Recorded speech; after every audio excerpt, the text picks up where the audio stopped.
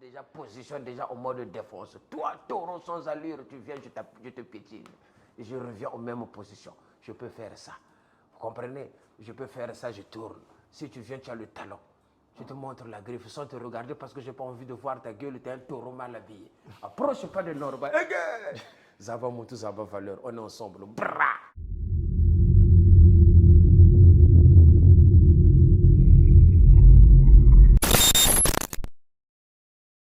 Bonjour tout le monde, bienvenue sur Ronin Mag. Je suis aujourd'hui avec Norba de Paris, le seul et l'unique, le vrai, le gagnant des Reines du Shopping. Tonton Ronnie Mag. Voilà. Tu es venu rencontrer le grand Zarathustra à son hôtel. Ben, je suis là, comme on a toujours dit, hein, vous savez, moi je suis là avec la jeunesse et j'aime vous encourager pour que vous allez de l'avant. Nous, on trace le chemin. Vous voyez, moi je suis comme celui qui n'a pas de lumière devant, même s'il y a des obstacles, je trébuche, je tombe, mais derrière moi j'éclaire. Quand vous arrivez, vous avez le chemin tout balisé et puis bon, vous pouvez faire ce que vous voulez, quoi. Vous pouvez jouer même au foot si vous voulez. Merci. Donc tu as été connu du grand public parce que tu as gagné les Rois du Shopping en 2016, c'est bien ça? Oui, parce que je sache. Hein. À ce qu'on sait, ouais. Du coup, je te laisse te présenter parce qu'on t'a vu dans l'émission. On aimerait en savoir un peu plus sur toi parce que tu es resté un peu discret sur ta vie privée.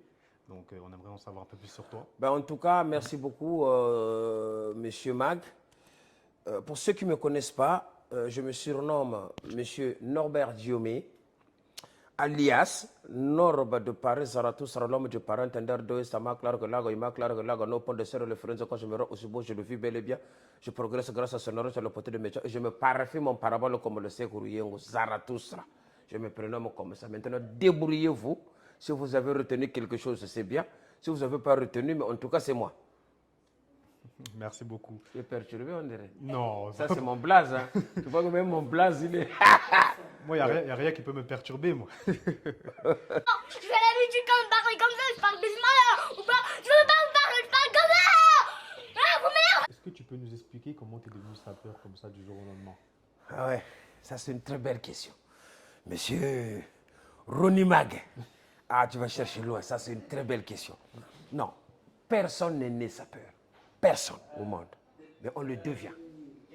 C'est pour ça que je dis, je suis le reflet du regard que je croise dans la rue, je m'inspire par rapport aux autres. On observe toujours les gens et à ce moment-là, on commence à faire comme ces gens-là, petit à petit, on se forge une personnalité et on le devient. Moi, la sape de ma jeunesse, je regardais mon père qui partait à l'église parce que c'était une obligation, chaque dimanche, il fallait aller à l'église. Donc lui, il étalait ses costumes. Vous voyez, il n'y avait pas le pressing à l'époque, il avait des costumes, mais sur mesure. Aujourd'hui, d'ailleurs, ça coûte très cher, un costume sur mesure. Et lui, il avait ça. Donc, du coup, j'ai suivi mon père dans ça. Et après, dans la rue, il y avait les papas des autres, les amis.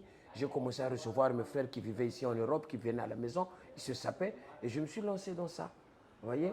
Donc, je suis Congolais de Brazzaville. Je suis né là-bas, comme tous les Congolais. Après, j'ai fait aussi des petits boulots.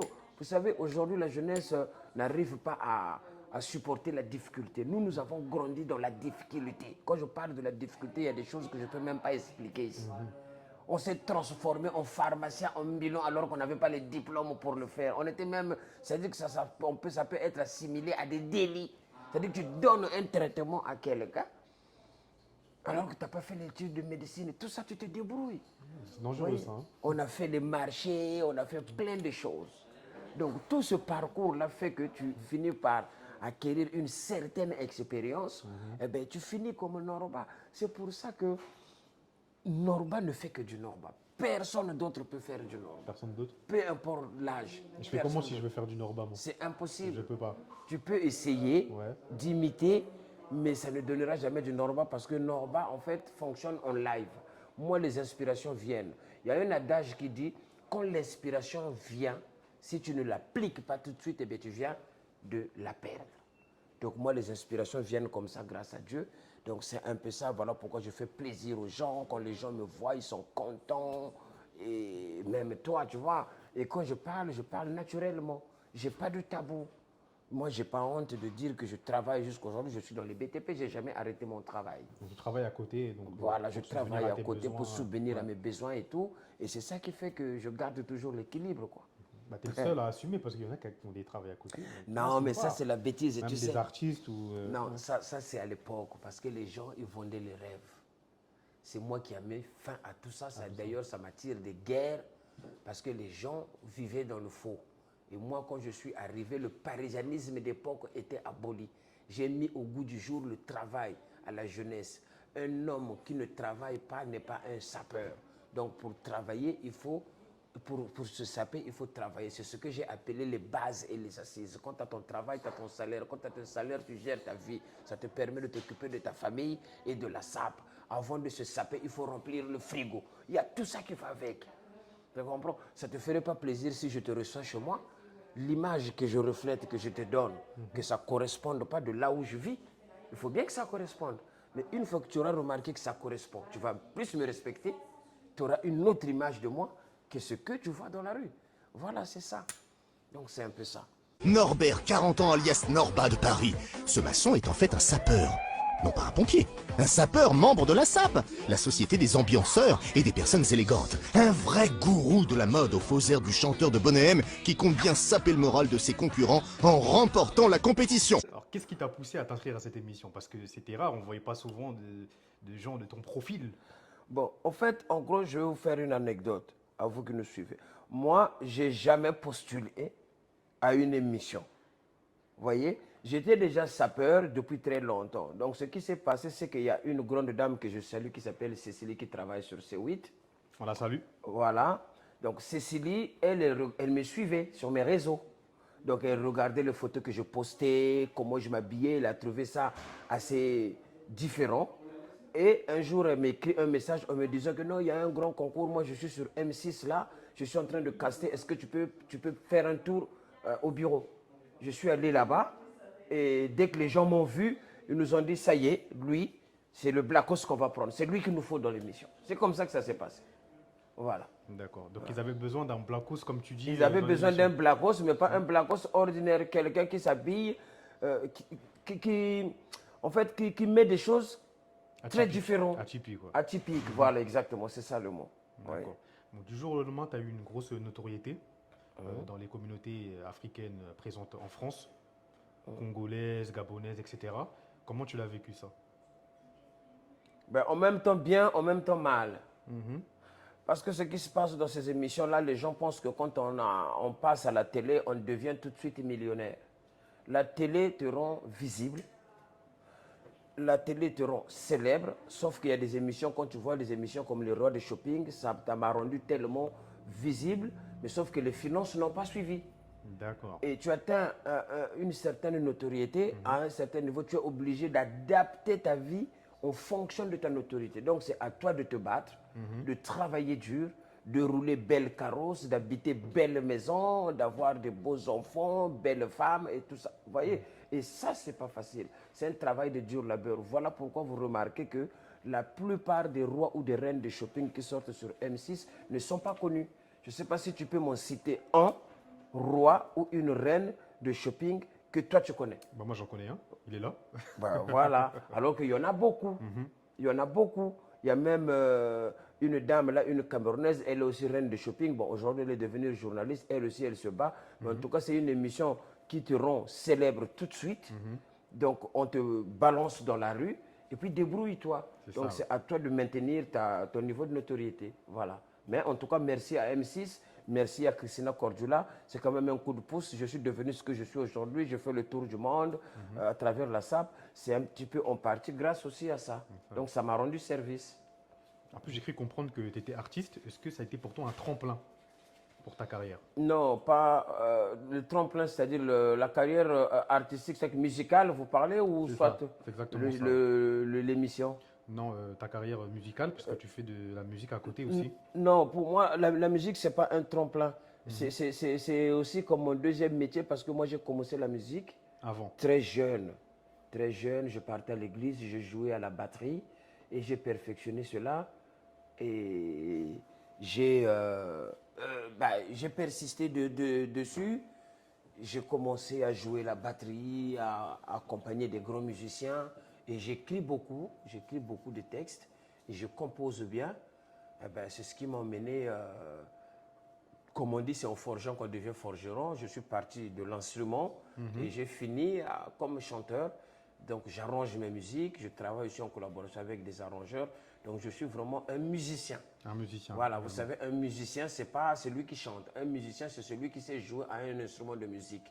Moi, je joue à la batterie, je me débrouille un petit peu à la guitare et je chante. En plus, j'arrange mes musiques. Donc, quand vous prenez les chansons comme Norbatisé, vous prenez des chansons comme Couleur ébène, toutes ces musiques-là, oui, je suis de beaucoup dessus et j'ai fait des collaborations avec d'autres artistes, oui. C'est vrai qu'il y a eu, quand tu as dit Norbatisé, ça m'a rappelé une chanson de Niska et Maître Gims. À un moment, il dit Norbatisé. Est-ce que c'était une référence à toi? Normatisé, Maître Gims m'a convoitisé. Oui, c'était une référence, mais justement, c'était une référence parce que Niska, étant congolais de Brazza, en fait, lui, il savait, parce que sa mère connaissait les sapeurs. Donc, quand on a lancé, quand Gims a composé la chanson Sapé comme jamais, il a fait appel à Niska. Niska, quand il est arrivé en studio, il a dit non, il fallait mémoriser quand même l'icône de la sape. Voilà pourquoi il m'avait dédicacé Norbatisé. Maintenant, il s'avère que Gims n'était pas dans le game de la sape et tout. On ne le connaissait pas à cette époque-là. Et la personne qui a boosté la chanson Sapé comme jamais, c'est celui qui est assis à côté de vous. Parce qu'il fallait quand même qu'il y ait un sapeur pour venir parler de l'idéologie de la sape qui est très vaste sur Skyrock. Et d'ailleurs, c'est l'un des meilleurs Skyrock jusqu'à aujourd'hui. Il n'y en a aucun qui l'a détrôné. Le meilleur Skyrock, parce qu'on était là, il y avait Gims, il y avait Niska, il y avait moi. Et ça a cartonné. Et ben, du coup, ça fait péter la chanson Sapé comme jamais de Maître Gims, que je salue, qui est un frère. Je suis en très bonne relation. Récemment, j'étais invité à l'UNESCO avec son père. Parce que moi, si tu veux, je suis le petit. C'est-à-dire, quand on dit le petit, vraiment, le papa de Gims. Donc les Gims, moi je le considère comme mon fils. D'accord. Dadju comme mon fils. D'ailleurs, j'ai des images où Dadju il court derrière moi, tonton Norba, tonton Norba. Mais j'ai jamais posté ces images-là, je vais te les montrer en privé, tu ne vas pas te rendre compte que c'est Dadju. D'accord. Tu vois, aujourd'hui il est star, vraiment je lui souhaite bonne chance, mais ce sont mes petits frères, ce sont mes enfants. Des enfants, ouais. Voilà, donc je leur souhaite bonne chance. Ouais. Je crois que c'était en 2007, tu étais l'invité de Pascal Pro sur CNews. Yeah. Waouh! Oh là là, t'as été chercher loin, toi. Exactement. T'es vraiment bien, t'es bon, toi. Donc il y a certaines personnes de la communauté qui ont pu identifier un certain mépris de sa part. Toi, comment tu l'as ressenti? Norbert, vous savez bien que c'est pas tout à fait vrai. On est tous sensibles au regard extérieur. Il le tape d'ailleurs, on tape pas les gens. On est tous sensibles au regard extérieur. Non. Si on se moque de toi toute la journée parce que t'as une veste rose, t'as pas envie qu'on se moque de toi. Non, mais la personne qui se moque de toi parce qu'il ne connaît pas. Mépris par rapport à ce qui s'était passé. Par rapport à la SAP, j'ai l'impression qu'ils ne connaissent pas vraiment le sujet et le mouvement. Donc il y avait un peu du mépris de la part de Pascal Pro, c'est ce que certains ont pu remarquer. Bon, ce qu'on va appeler ça du mépris, c'était vraiment pas du mépris, c'était plutôt de l'étonnement. Ils étaient étonnés parce qu'ils n'ont jamais vu ça. Vous savez, il y a certaines personnes, quand tu leur dis qu'une paire de chaussures qui coûte 6 000 euros, ça les choque. Donc le fait que j'avais mis sur moi une veste qui valait 1 800 euros, qui est quand même au-dessus du SMIC, ça avait choqué. Donc il fallait quand même certaines explications. J'ai essayé d'expliquer comment on fait pour... le seul secret, c'est le travail, quoi. Mais c'était vraiment pas du mépris. Pascal Pro, c'est un ami. On en a parlé longuement et d'ailleurs l'émission a fait un carton. Hein. Exactement. Et l'émission a fait un carton et je pense que ça s'est bien passé à la fin. Quoi. Il ne faut pas seulement voir le côté négatif des choses. Comme je dis, l'animal a souffert. Aujourd'hui, les défenseurs des animaux, ils se plaignent. J'étais avec Cyril Hanouna sur C8. J'ai bondé une paire de chaussures en crocodile. J'ai fait l'animal a souffert. Ça fait un tollé. Un tollé, les défenseurs des animaux se sont énervés. Dans tous les journaux, le lendemain matin, c'était grave. Et donc, ils avaient même voulu manifester de façon que je sois viré de l'émission. Carrément. Carrément. Et Cyril Hanouna a refusé cela. J'étais maintenu. Et tout fin de compte, j'ai expliqué le pourquoi. Quand je dis l'animal a souffert, parce que c'est tabou. Vous savez très bien que l'industrie vestimentaire au niveau de France, c'est celui-là qui pompe des milliards à l'État français.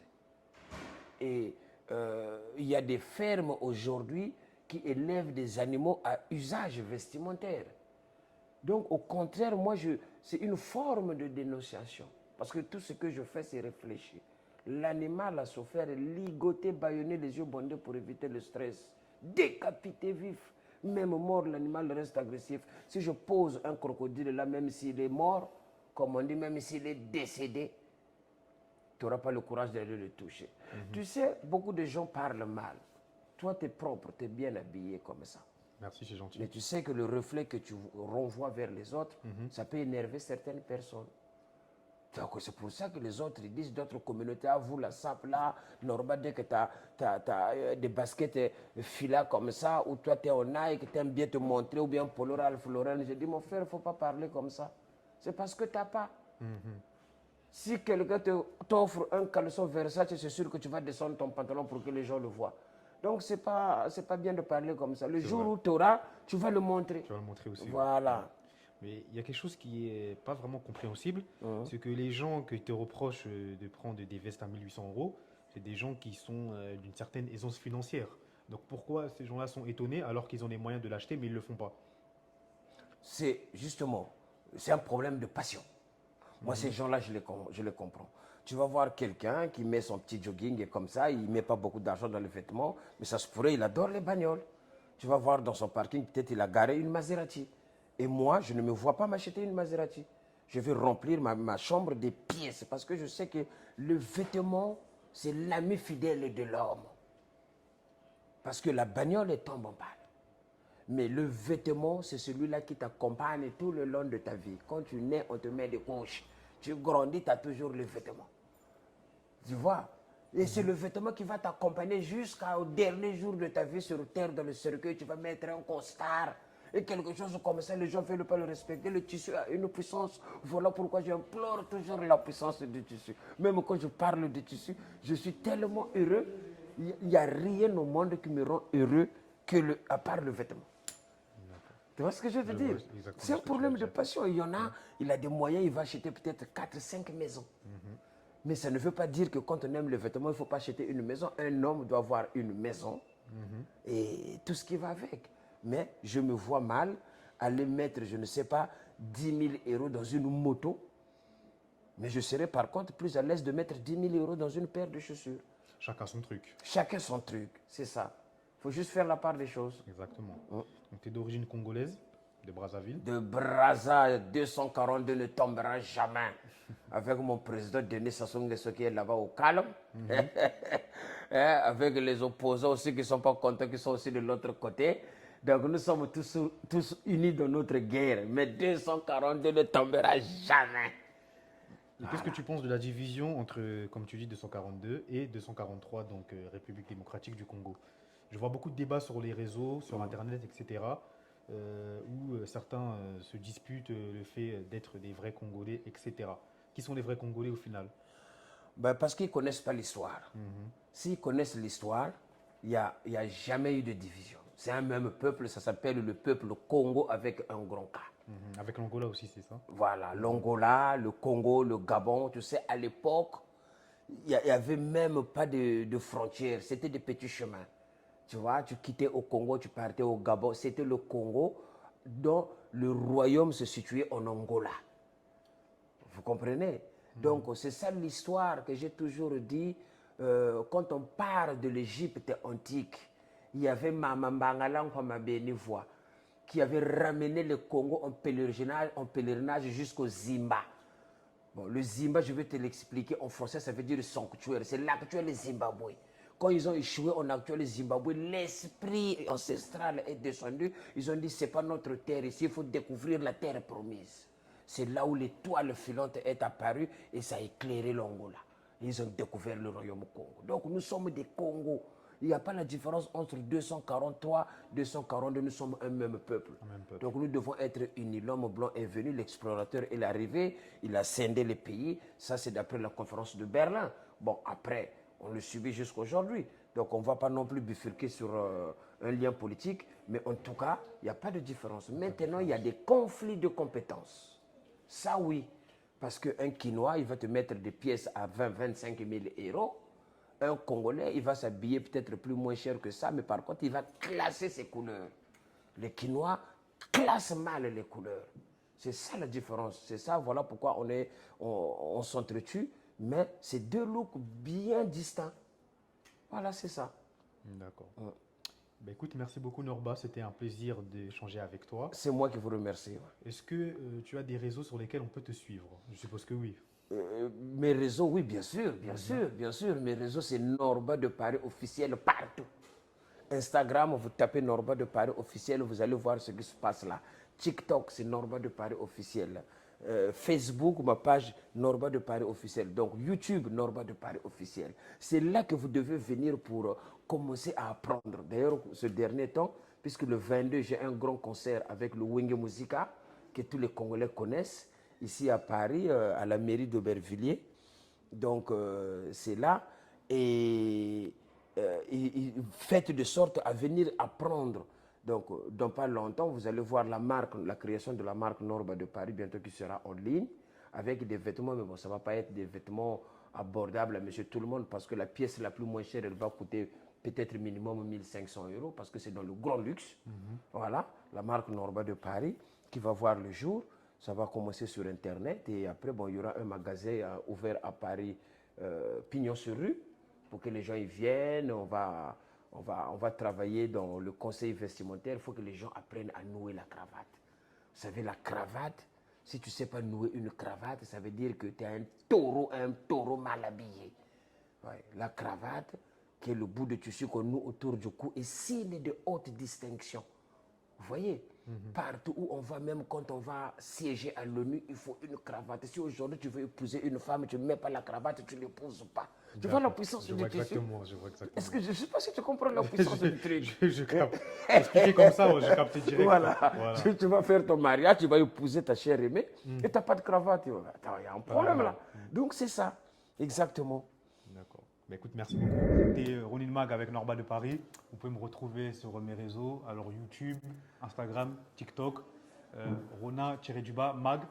Et on se retrouve bientôt. Bonne fin de journée à tous.